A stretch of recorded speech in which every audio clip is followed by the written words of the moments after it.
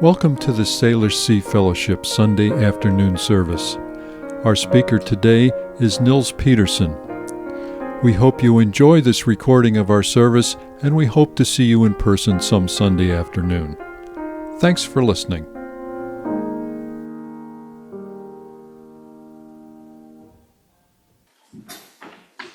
Hello, it's always good to see everybody. A bunch of free thinkers all in one room. It's scary, but somehow we tolerate it. It's a relief. Announcements. Yeah, I've got to read this, and I was told not to read the first part, which says to introduce myself. But I'm Ron Strange, and I'm on the board. Yeah, sure. How about this? Yeah, it's important. Everybody wants to tune into this. I'm on the board with a few other people, and we're sure glad to be able to meet here twice a month and more. Potlucks coming up. You know, we do potlucks well. I always enjoy that. There's going to be a discussion back in the sanctuary after the service and after about 15-minute break for coffee. And next week, December 8th, is our annual meeting. You don't want to miss that. It's for all members, and you should already have received the annual meeting notice along with the agenda, the budget, and proxy instructions if needed. Packets will be available for members at the meeting as well. We will start the meeting at 3:30 and hope to be finished in very good time before our potluck, of course, the main event, which will start at about 5 p.m. on the 8th. ELPS announcements. This is good. This is coming up. Hope some of you guys are getting involved with the ELPS programs because Joyce has sure been working her bottom off on that. December 5th, Port Townsend Water Plant field trip with Rob Wamstead. He still has space. Contact Rob if you'd like to go. It's at 10 a.m. this Thursday. Not seeing Rob today. Gone today. They're gone out of town today. Yeah, it's this Thursday. I think it's correct. You can go, and you can go online, and all the ELPS program stuff is on our website online. And then and here, key important thing, and they put this in there for my wife, Judy King. Your ELPS committee is busy planning the spring program, and if you have a proposal for a class, now is the time, Judy. Please see Joyce Francis after the service. It's right here. I'm just. Please see Joyce Francis after the service or email her ASAP. And remember too, important, that donation jar that sits out there by the door, it goes to the church here and the services they're providing for community outreach.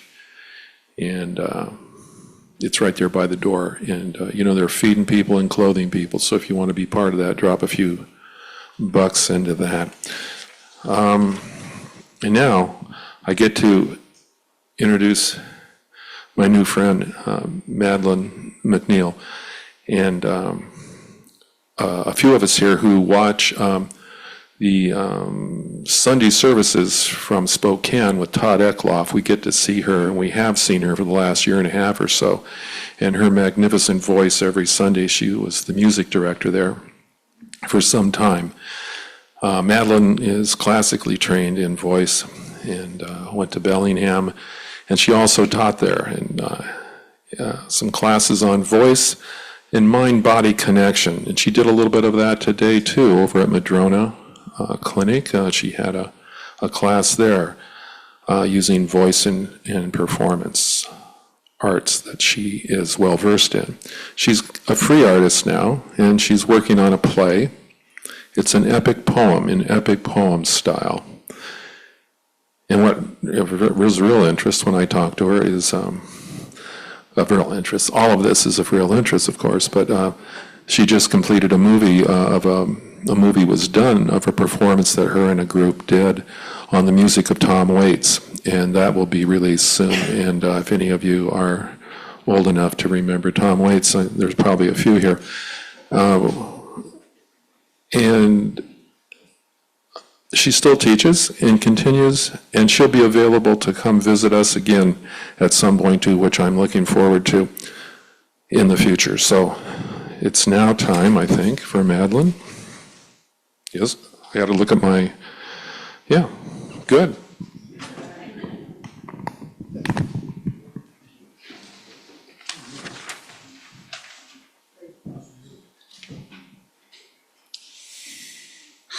Thank you so much. It's been lovely to spend time with both of you. Doing all right. I'm going to sing a song made popular by Nina Simone.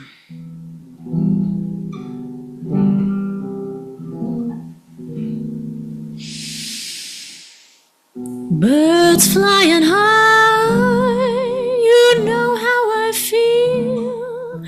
Sun in the sky, you know how I feel. Reeds drifting on by, you know how I feel. It's a new dawn, it's a new day, it's a new life for me. And I'm feeling good.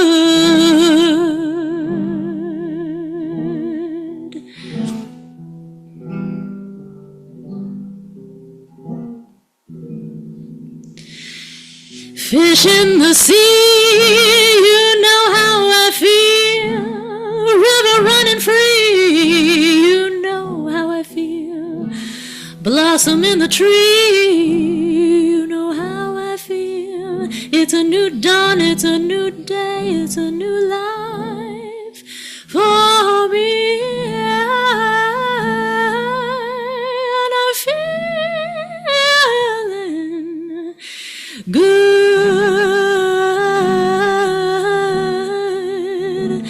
Dragonfly out in the sun, you know what I mean. Butterflies are having fun, that's what I mean. Sleep in peace when the day is done, you know what I mean. And this old world is a new world and a bold world for me. And I'm feeling good.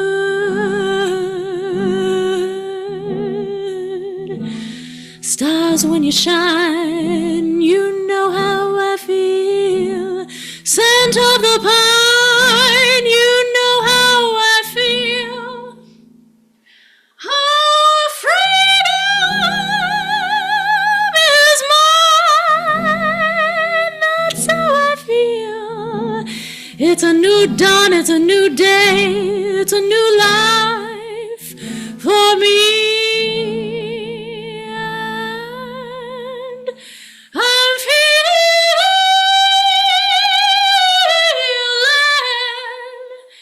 good.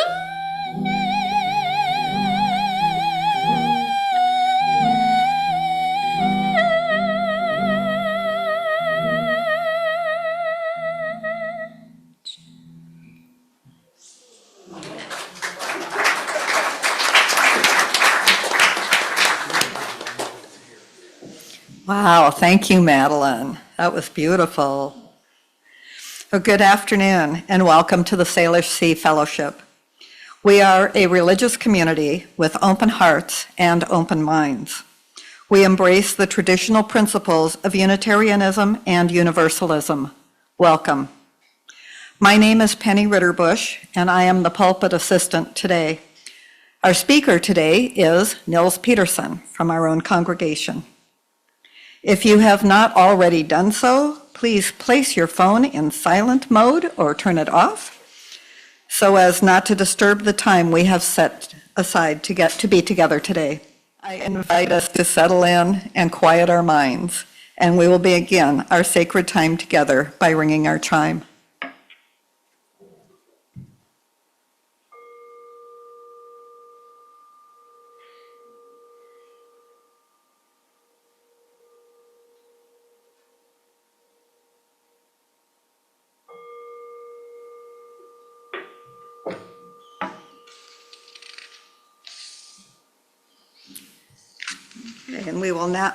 And we will now light the chalice with Dan's assistance.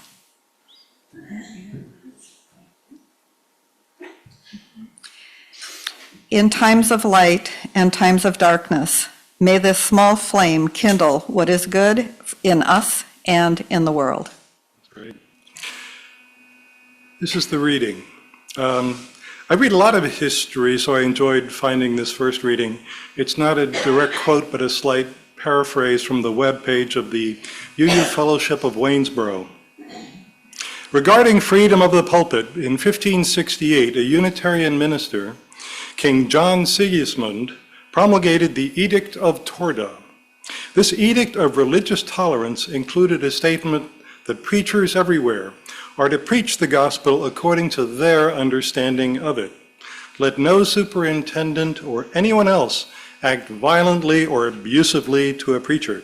No one may threaten another on account of his teaching, with imprisonment or deprivation of office. So clearly people took their religion seriously back then.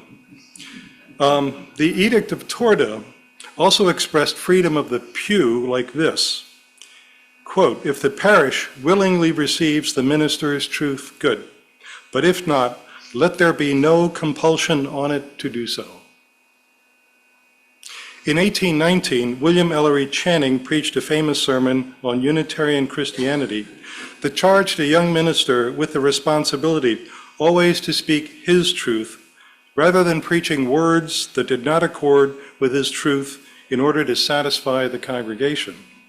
In 1841, in a sermon titled The Transient and Permanent in Christianity, Unitarian minister and transcendentalist Theodore Parker similarly charged the congregation with this caution: you may prevent the freedom of speech in this pulpit if you will. You may hire you servants to preach as you bid, to spare your vices and flatter your follies, to prophesy smooth things and say, it is peace, when there is no peace. Yet in doing so, you weaken and enthrall yourselves. Lastly, this is from the Unitarian Universalist Association website on congregational governance discussing freedom of the pulpit. Quote, we recommend that all congregations adhere to a standard of free expression without censure. If most congregants or even individual members disagree with something that is said, they should also have the right of dissent. Members can be permitted to address the gathered community without disrupting the worship if limits are set on the time and the place. Such a practice would further democratic expression. Thank you.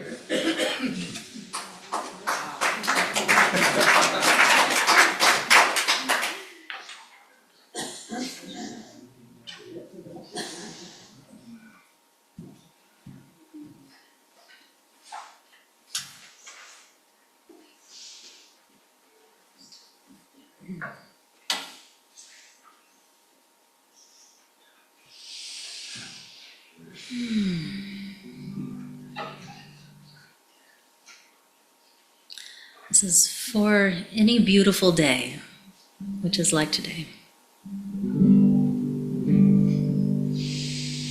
Oh, the Yellowstone, oh, the buffalo free, oh, my brother the wolf, my lover the moon, oh, the little one, oh, the joy that I feel, oh, the love in my heart, a wilderness song. Oh, oh, oh, oh,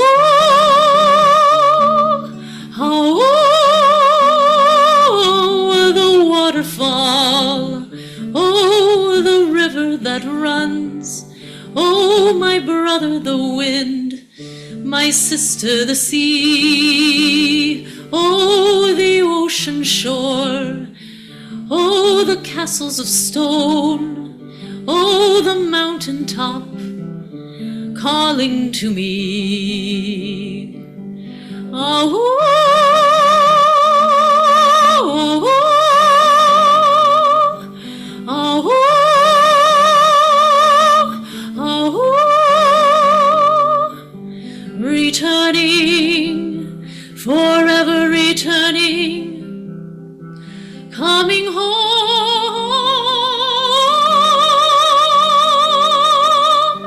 belonging, forever belonging, never alone.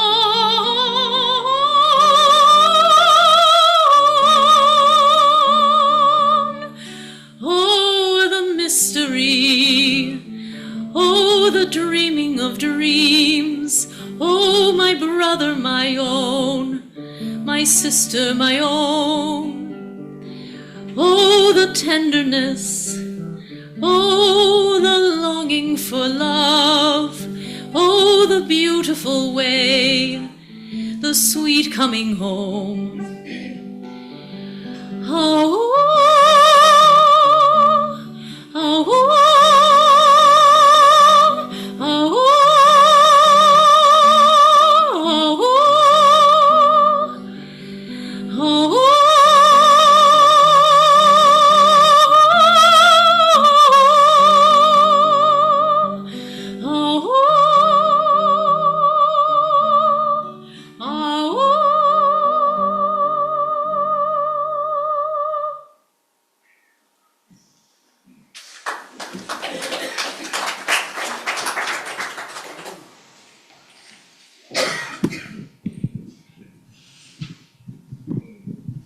Thank you. So with great pleasure that I get to introduce Nils Pedersen as our speaker today. I've served on a number of committees with Nils over at the other congregation and really enjoyed working with him. In case you don't know, Nils is a mostly retired attorney who worked in patents and trademarks the majority of his career. In 2008, he and his wife, Joyce Francis, moved to Port Townsend from Bethesda, Maryland, and immediately joined the Quimper Unitarian Universalist Fellowship, otherwise known as QUUF. Joyce and Nils were Unitarians back in Bethesda and became quite active at QUUF. Nils was a youth advisor for 4 years, a coming-of-age mentor. He served many years on the Committee on Ministry and on the Finance Committee. He served on the Board of Trustees for 7 years total, and in his time on the board, Nils served variously as Assistant Treasurer, Treasurer, and President of the Board. In the spring of 2024, Nils filed the Articles of Incorporation for the Salish Sea Fellowship. So I give you Nils. Thanks, everybody. You might hold your applause. You might not want to clap when I'm done. Lay sermons are often autobiographical sketches of the speaker's religious or personal journey, which isn't really where I want to go. I want to go where this community is going. But I do want to start with my perspective on how we got here. Past is prologue, as they say. So this is also a little bit of a trigger warning because I'm going to talk about my experience with leaving QUUF. I'm not going to start in 1568 in the Edict of Torda. But in the mid-90s in Bethesda, Maryland, as Penny mentioned, Joyce and I, we decided to join the River Road Unitarian Universalist Church. Our kids were preteens, and we figured it'd probably be good for them to go to a church. We, however, had never been UUs, and we'd more or less discarded any attachment to traditional religious institutions. Before joining, though, as a good lawyer, I read through the 7 principles to make sure that they didn't sneak in any clauses that I could not tolerate, but no. I felt like those principles were my principles as well. And so we became members and UUs.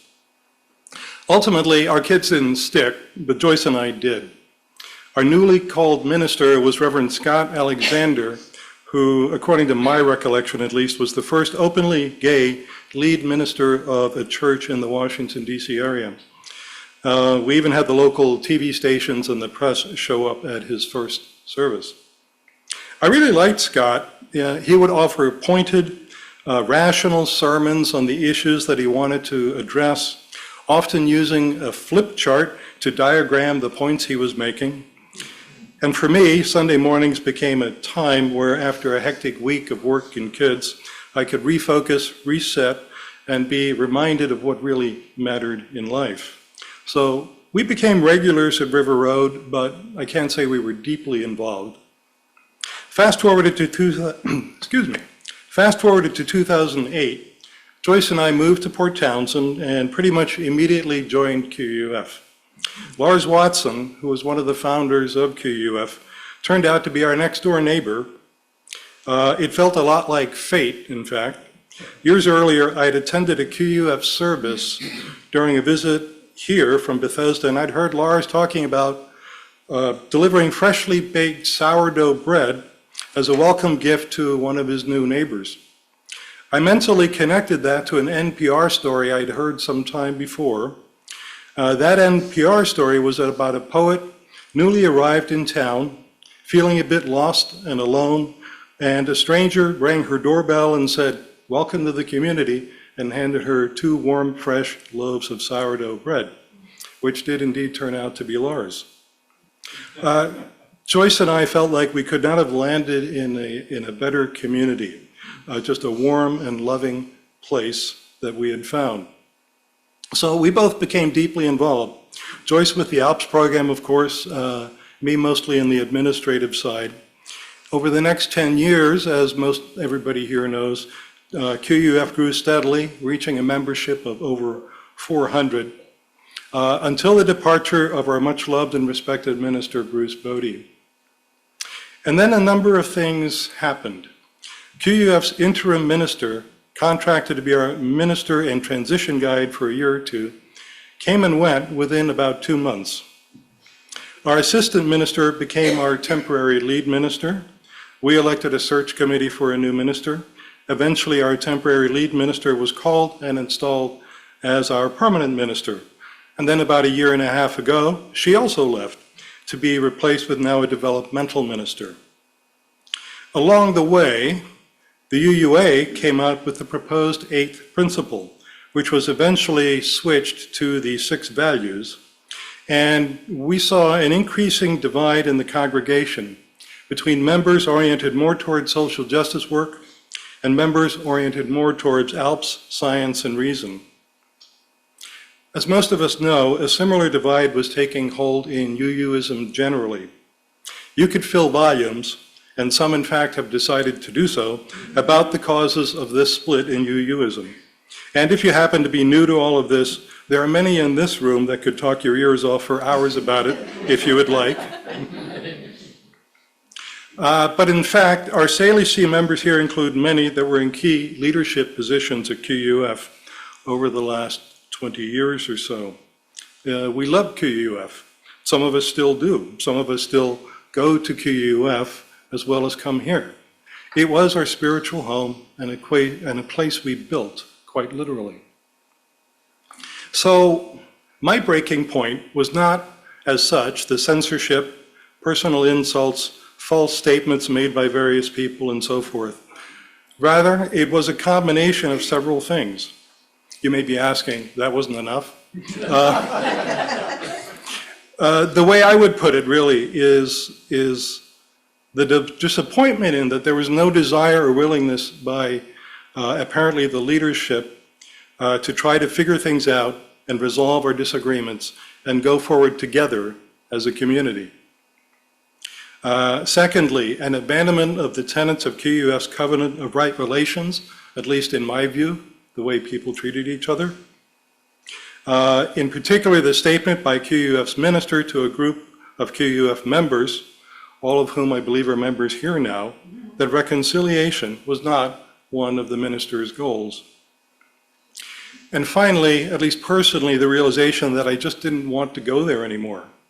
That while there are many there that I still consider friends, there are also those that I simply did not want to see anymore. I did not feel comfortable going back to QUF. So much for that. We began this adventure in the hope of creating new community. I'm delighted to say that we've succeeded beyond at least all my expectations. I'm not sure what yours were. Our first service was in June, even though it seems a lot longer ago at this point. We really only have been at this a short time. We have over 50 members formally now, and an email list of about 120 folks. We've had a series of interesting and remarkable speakers, I think, at least until today. We average about 55 or 60 folks in person and 5 to 10 online. I think our max was when Peter Morales was here. I think we had 75 in the room, and I don't know how many online, quite a few. This is thanks to the efforts of all you, the volunteers who keep this place running. It isn't always easy. Just ask Gary about the technology or Judy King about Power Church. But thanks to your generosity, we've also at least been able to hire our contract administrator, Lily, who's sitting back at the controls, which has been a huge help. Okay, I'm now going to channel my former minister that I mentioned, Scott Alexander, and use a modern version of a flip chart, which is to say, PowerPoint. I have some basic questions for this fellowship, for you folks, that I think we need to address with intention and deliberation. And I don't know that we have to figure this out now, but I think we need to start the conversation and start to answer these questions in the relative near future. And before I dive in with these questions, I do want to mention the whole technology thing. I brought my computer because I wanted to use this TV for my little PowerPoint. And I plugged it in, and they weren't talking to each other, and I still don't know why. By the way, the TV was donated by Ron Wobstad. Thank you very much. He's not here today. But I did figure out how to cast my presentation from my phone to the TV. It's not quite in the same format, but technology. Yeah. Okay, question 1. Joyce, can you scroll up? Well, okay. Maybe it's technology. I'll just tell you while Joyce tries to figure out whether it's not moving. How do we maintain the right of dissent without rancor? I believe that especially given our origin story, that we need to keep the right of dissent, free expression without censure, and a way for each of us to address the community when we feel the need to be heard. We need a way in which all our voices can be heard and ideas exchanged, whether that might be through the community update, a website blog, or post-sermon discussions, or something else entirely. But I also have to say that in my view, freedom of expression is not and never has been the same thing as being able to say whatever the hell you want, especially if it happens to be insulting or offensive. Before we speak, if we consider the real meaning of our principles, in particular, the inherent worth and dignity of each person, compassion in human relations, and acceptance of one another, this should not really be an issue. There are always ways to say what you need to say without being offensive. Okay. No luck? Oh. We're back to the home screen. We could play a movie if you'd rather. Just turn it off. Yeah. Turn it off. Turn it off. Okay, we'll abandon it.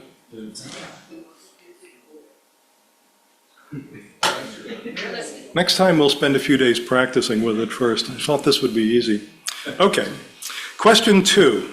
How do we keep the 7 principles alive and meaningful? And maybe this doesn't seem like a real question, I don't know. But as we formed last spring, we agreed to fully embrace the former, now, 7 principles of Unitarian Universalism. And in fact, we wrote them into our bylaws. But UUism has discarded the 7 principles in favor of the 6 values, also known as, by the acronym JETPIG. And, okay, if you're not familiar with that, just as an aside, JETPIG stands for Justice, Equity, Transformation, Pluralism, Interdependence, and Generosity, all centered around love. And I certainly don't argue with these values, but I do argue with and disagreed with discarding the 7 principles, especially those aspects that were not carried forward into JETPIG. And if you want more information about JetPig, there's an interesting song on YouTube that you might look up. Just Google JetPig song and you'll find it. Anyway, my point is, as we are an independent spiritual community, it is now incumbent upon us to keep our principles alive. Nobody's going to be doing it for us because there's no umbrella organization reminding us of our principles or telling us what they mean. And channeling back to my former minister, Scott Alexander, my memory is that in his first year, he did a whole series of sermons on each of the principles. And we might consider doing something similar from time to time, just to sort of keep reflecting on what do they mean, how do we see that. I do want to acknowledge the work of the editors of SaveThe7Principles.org, including our own member, Ken Ng, who provide a great source of information about the 7 principles, as well as the changes that have been implemented by the UUA. I know there are other congregations out there that haven't switched to the 6 values. I wonder if SaveThe7Principles.org couldn't be perhaps a hub or connector for congregations like us that keep the 7 principles alive.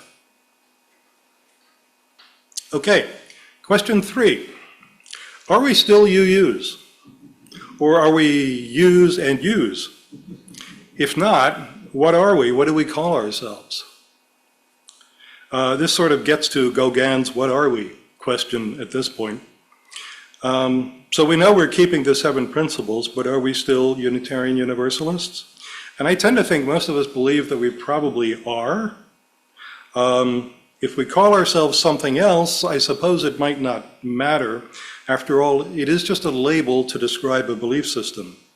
But it's a useful label to describe our form of liberal religion.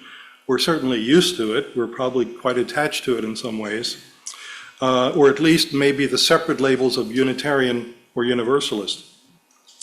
However, the UUA has a trademark on the label Unitarian Universalist, which probably also covers almost the same statement, Unitarian Universalism.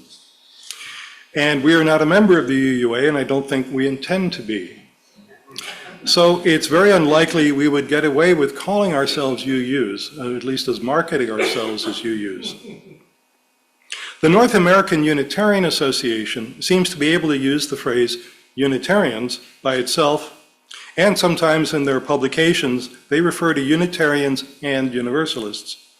Perhaps this is because both religions long predate the creation of the combined UUism in the 1960s, maybe because they're pretty careful about where and how they use the terms, and maybe because the UUA isn't overly careful about policing their intellectual property. That I'm not sure about.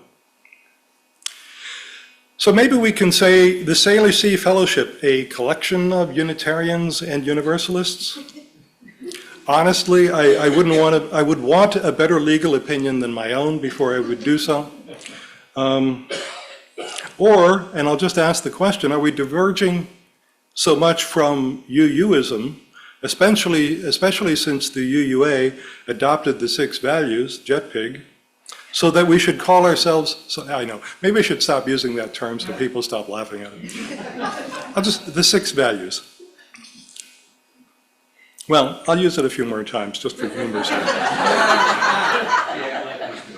We might think about whether it makes sense to continue the use of either or both Unitarian or Universalist when increasingly those terms will be associated with the UUA and JetPig, which is flying off in a somewhat different direction than ourselves.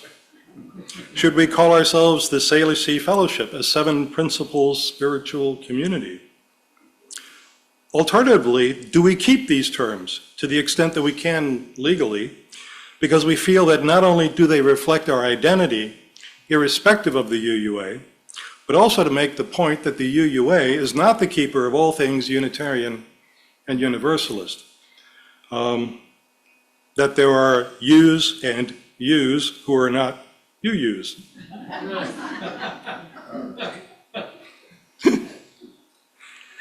Okay, question 4. What is the nature of our liberal religion? How do we describe ourselves to others? And this is sort of a related question, but I'm thinking more in terms of statement to the world. because perhaps we are now our own little separate religion. We're not a member of the UUA or any other umbrella group at this point. We are perhaps diverging from our former mothership and going off on our own. It's up to us to figure out who we are, and we need a way to say that to the world at large. I think we need a statement that describes our own little religion, something that makes sense to us and others, and succinctly captures who we are. Now, we do have some background to build on already. First, as we started to get rolling last winter, we all basically agreed that Bruce Bodie's statement of a free faith described well our thoughts of what our community should strive to be. And this included 4 basic pillars: freedom of the individual and personal responsibility, diversity of belief and the principle of pluralism, the dignity, worth, and value of each individual together with the ideal of justice, and that truth unfolds over time, and as Joyce pointed out, it unfolds in community. Thirdly, when we filed our Articles of Incorporation, our statement of objectives included, which were taken almost word for word from the QUUF Articles of Incorporation, that we promote freedom of faith, religious ideas and expression, that reason will guide religious thought and expression, and that we will test the quality and character of religious thought and religious expression with reason. So we have that. And we also wrote the 7 principles into our bylaws, as I mentioned. Maybe the 7 principles say it all for us. In any case, at some point soon, I think we need to draft a statement, a description of our Salish Sea liberal religion, a statement of who we are and what we stand for. Something that says, this is us. Pause for a drink. Okay. I only have 2 more questions, but they're 2 biggies. Question 5, where are we going? And where do you want to go? You know, and those aren't necessarily the same thing. They should be perhaps, but you know, circumstances sometimes drive the ship. And it's a loaded question, and it's full of lots of other questions that will come up as we go along.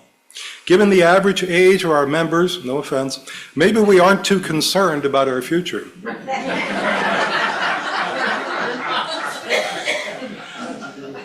But with current attendance, you know, I know some are already thinking that we might need a larger space.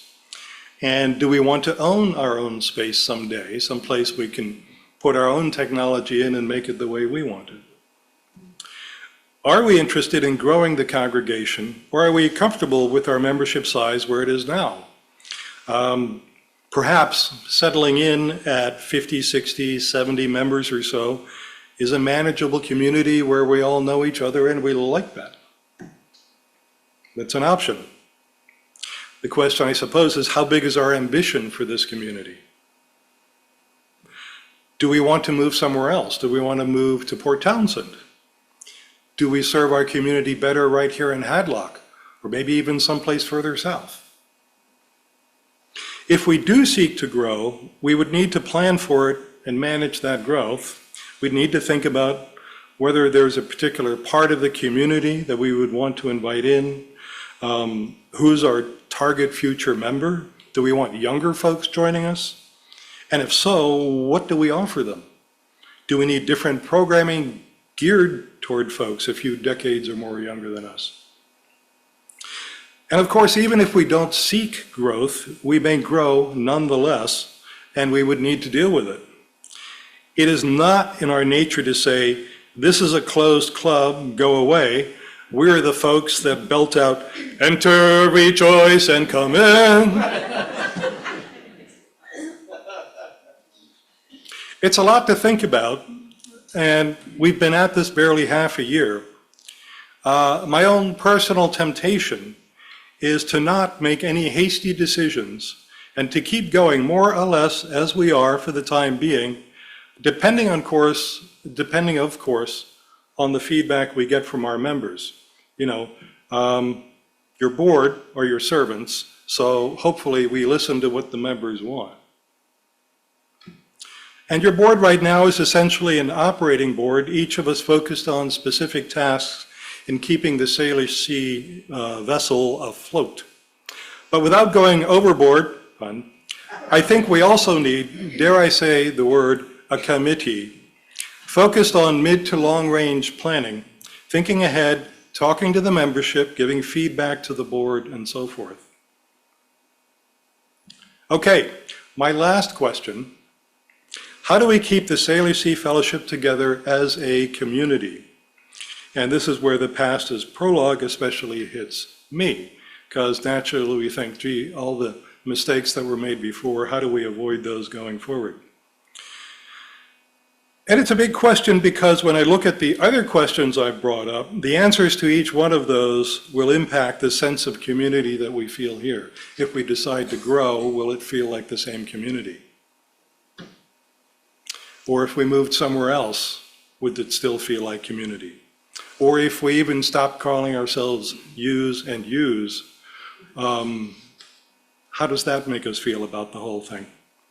Clearly, keeping that sense of community is important. I've heard time and again from individual members, as well as in the sermons we heard from Peter Morales, Todd Eckloff, and Dr. David Rimpf, how much community matters to our own health and well-being.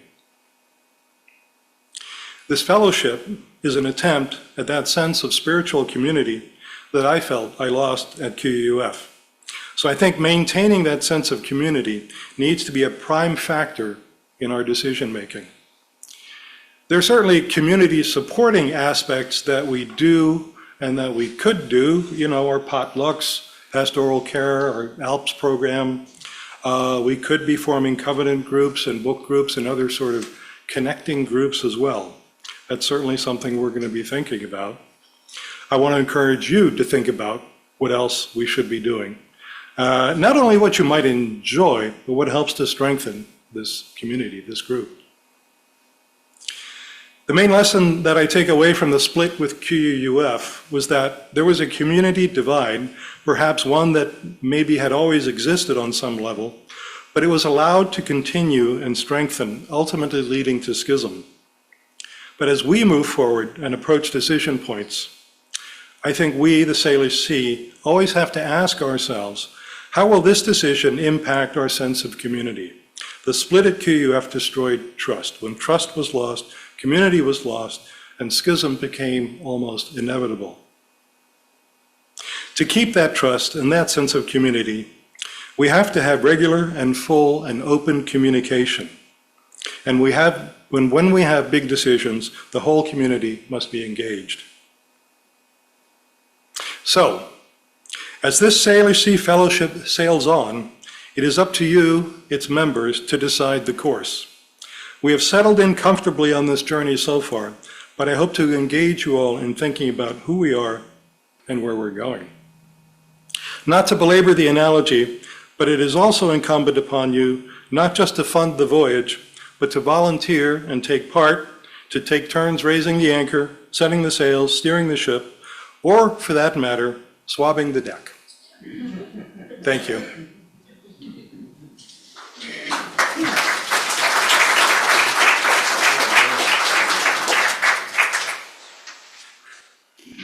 So let's say our closing words together. You will find them in your order of service.